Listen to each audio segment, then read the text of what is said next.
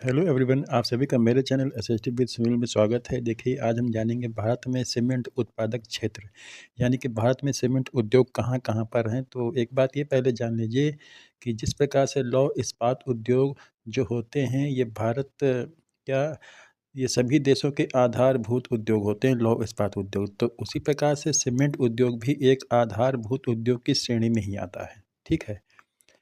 तो बात करते हैं सबसे पहले कि सीमेंट के उत्पादन में जो है प्रथम स्थान पर कौन-सा देश है, तो है चीन और दूसरे स्थान पर नंबर आता है भारत का। जी हाँ, और बात करें कि सीमेंट का आविष्कार इसका कहाँ पर हुआ था, तो वो नाम है पोर्टलैंड, यानी कि इंग्लैंड में 1824 में सीमेंट का आविष्कार हुआ।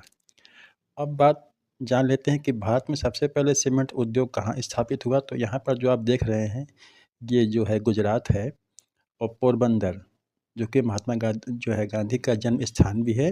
तो यहीं पर सबसे पहले 1904 में सीमेंट उद्योग लगाया था, लेकिन वो जो है सफल नहीं हो पाया। उसके बाद आप देख रहे हो चेन्नई में 1904 में ही वही ईयर है, सन है।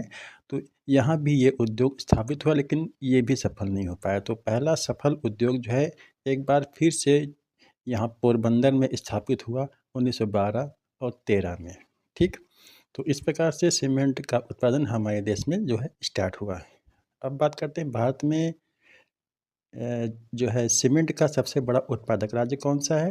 तो वो है राजस्थान, ठीक है? और इसके अलावा महत्वपूर्ण जो राज्य हैं वो कौन-कौन से हैं? एक तो मध्य प्रदेश हो गया, इसके बाद जो है छत्तीसगढ़ है, आंध्र प्रदेश है, बिहार भी है, ठीक है? तो अब हम लोग जानते हैं, तो राजस्थान की पहले बात करते हैं। तो राजस्थान में सीमेंट का उत्पादन जो होता है, एक तो ब्यावर में होता है, जो कि वहाँ का ज़िला है। उसके बाद जो है बात करते हैं निम्बाहेड़ा की, तो निम्बाहेड़ा ये पड़ता है चित्तौड़गढ़ में, जैसा कि यहाँ पर आप इसको दर्शा देंगे। तो चित्तौड़गढ़ ज़िला क्या है? ये ज़िला है वहाँ का राजस्थान का, तो उदयपुर। इसके बाद जो है उदयपुर में भी ये सीमेंट का उत्पादन होता है, तो राजस्थान ये हो गया, ठीक है।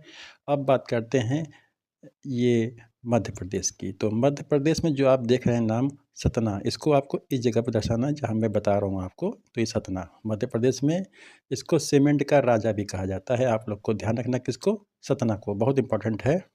और इसके अलावा कटनी, ये भी मध्य प्रदेश में, आपको यहाँ दर्शा देना है। और कैमूर, ये तीनों जगहें बहुत ही महत्वपूर्ण हैं, आप लोग को विशेष तौर पे ध्यान रखना है।